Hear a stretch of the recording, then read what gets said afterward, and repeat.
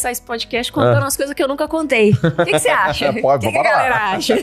Tem duas alavancas que você tem que ativar, só. A primeira alavanca é transformar quem nunca te viu num curioso. Tipo, o que é? O que tem aqui? O que é esse sujeito? Que Instagram que é esse aqui? E a alavanca 2 é transformar o curioso em comprador. O primeiro foco é fique bom em chamar atenção nos 3 primeiros segundos.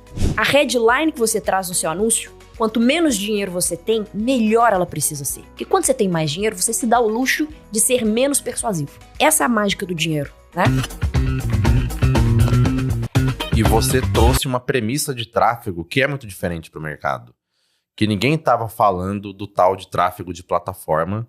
E aí isso é uma coisa que você começou a trazer para as pessoas. O meu achismo é de que acho que isso foi uma tentativa sua de facilitar o tráfego para as pessoas, mas me conta como é que surgiu esse negócio e por que você focou tanto no tráfego de plataforma. Cara, eu vou usar um termo mineiro que meu avô, em todo o seu conhecimento ali de primeiro ano de grupo, como dizia ele, falava: a precisão faz o sapo pular.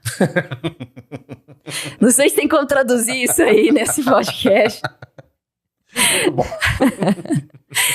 E o que aconteceu comigo foi isso, cara. Em 2020, a Apple virou pro Meta e falou assim: moçada, a partir de agora, eu não vou ficar mandando os dados dos usuários para vocês. E quando o Meta parou de receber esses dados, ele ficou meio bagunçado, porque ele não conseguia interpretar de fato quem estava comprando, as preferências. E as campanhas começaram a ir pro buraco. Não só os meus lançamentos, mas como agência atendendo um tanto de gente, a galera falou: cara, o que tá acontecendo? Porque meu dinheiro de tráfego não tá voltando mais. Então, o negócio ficou muito feio. Não ficou feio, ficou muito feio. Foi a maior crise de tráfego que a gente viveu. E eu falei: vamos ter que achar uma solução. E senta pra estudar. E aí eu fui entender, mas por que a Apple fez isso, cara? O negócio já tava tipo uma década funcionando. Os caras falaram: não vou te enviar o dado mais. E aí, se a gente volta na história, ali perto teve o escândalo do Cambridge Analytica, né? Aquela época ali onde foi questionado os dados que o Facebook tinha e a interferência dele nas eleições do Brexit na União Europeia. E levantou-se um olhar fora da bolha do tráfego da publicidade, que é a galera de política, de economia, discutindo segurança do dado, né? De quem que é o dado do cara que clicou no anúncio, do cara que fez isso. E aí foi quando iniciou ali aquelas discussões mais profundas da LGPD, né? Que na Europa é mais intensa ainda do que aqui. E a galera começou a falar assim: opa, peraí, esse tal desse Facebook aí tá elegendo as pessoas, então nós precisamos tomar conta desse dado. Pô, mas a plataforma não é europeia, é dos Estados Unidos, TikTok é chinês. Então o que os europeus fizeram? Fizeram uma lei lá pra travar o negócio mesmo, né? Afinal de contas, eles não tinham controle sobre isso. E aí, o que essas plataformas tiveram, pra você ter ideia, na Alemanha, aparecer comercial na televisão da Apple. Não sei se você já viu esse comercial, galera, aí depois dá uma googada. O cara pega o celular, sai andando em cada e-commerce, em cada loja, aí ele chega na loja, compra um pãozinho, aí começa a seguir gente ele. Aí entra numa cafeteria, segue ele. Aí ele chega em casa, na poltrona da casa dele, tem um tanto de gente na sala dele. E ele segurando o Apple dele, o iPhone. E aí, de repente, aparece uma notificação: não compartilhar seus dados. Ele clica, ok, e aí todo mundo some. Caraca. Então, o comercial da Apple é tipo: não compartilhe seus dados. Na Europa, cara. Inclusive. Demais. Tipo, baita de uma produção, fotografia animal. Não compartilhe seu dado. Comercial na televisão, horário nobre da Apple. Poxa, então os caras colocaram energia nisso. E certamente deram uma pressionada na Apple. E aí a Apple teve que fazer essa loucura toda. Então, lá atrás, esse era o cenário. Tráfego, um caos, porque o Meta ficou cego. Né? Não conseguia ver as coisas. Quando eu entendi a história, ou seja, quando eu fui lá estudar o Brexit, o Cambridge Analytica, aí eu falei assim: se o problema é quando o cara clica no anúncio e vai para um site, que aí o Meta fica cego, não sabe para onde o cara foi, se eu não tirar ele do site? Se eu manter ele dentro do próprio Instagram?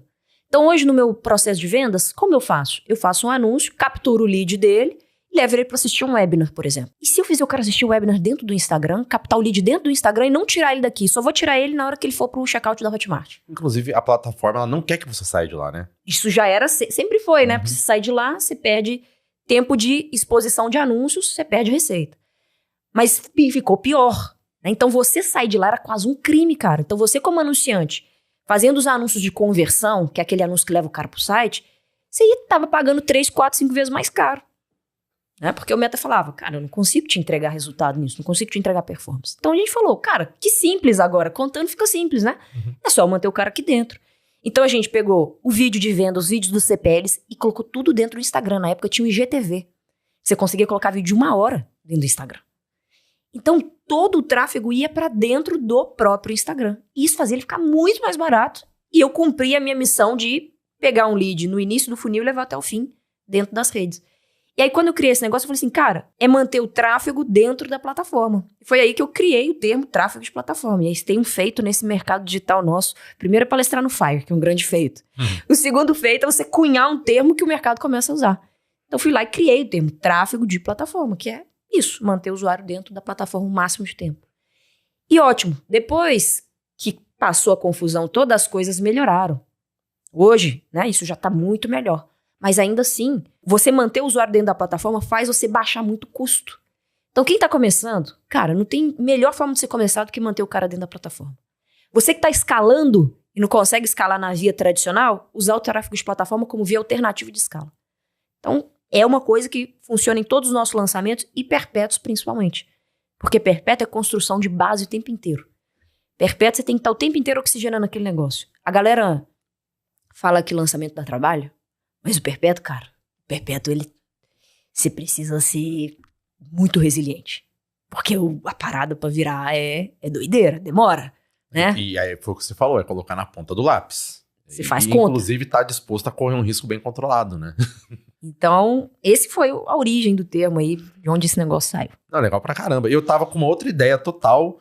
Você trouxe um ponto muito bacana. Eu tava numa outra mentoria recente também, que a gente falou, né? Um dos pontos que mais fez o tráfego ficar tão difícil nos últimos tempos foi a inflação. E alguém perguntou, mas o que a inflação tem a ver com o que o meu lead compra? Isso aí explicamos lá, fala, cara, tudo que o seu lead compra fica mais caro. Então imagina o seu produto digital tá lá atrás na escala de prioridade. E você mostrou na prática como é bom a gente olhar para coisas que estão acontecendo muito fora da nossa bolhazinha. Porque, cara, a resposta do problema não tá tão perto assim, né? A resposta tá passos e passos atrás. Esse olhar de curioso é bom pra caramba.